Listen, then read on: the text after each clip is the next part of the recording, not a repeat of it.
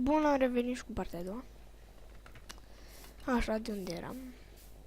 Am găsit Stone Sword, un arc. Până acum e foarte, foarte, foarte, foarte bine. Ok. Iar un... foarte bun, mamă, bine. Chain leggings. Până acum destul de binișor să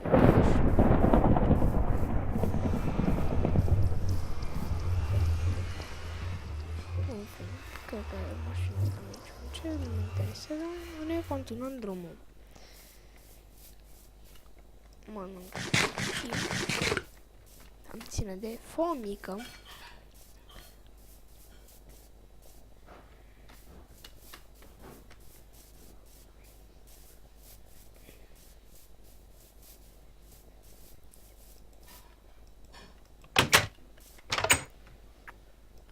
Mai sunt 20 de minute până începe damage-ul. Bun.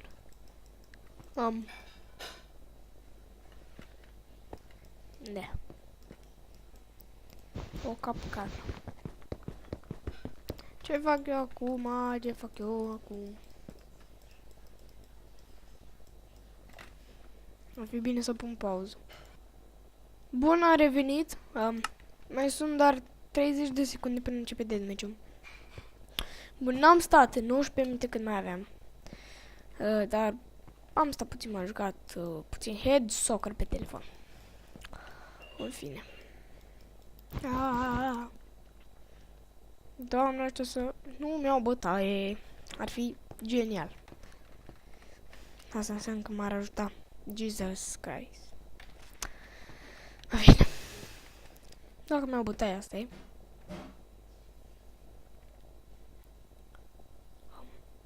Unde s-a advers? Oh my fucking god. Oh my fucking god. Fuck this shit. N-am ce să zic. Pot să zic decât că mi-o mare bătaie, mai bine aș fugi. Fuck. Și? Zic că am câștigat?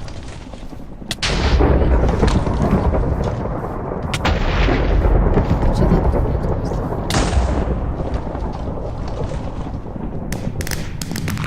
What the fuck?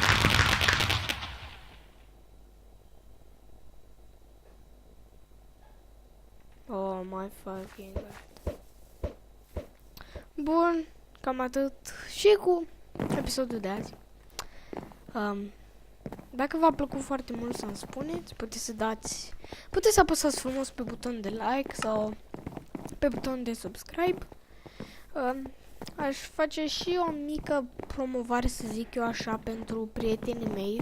Puteți să apăsați și pentru un buton de like și subscribe, numai dacă vreți, pentru my.ro sau Rules Play.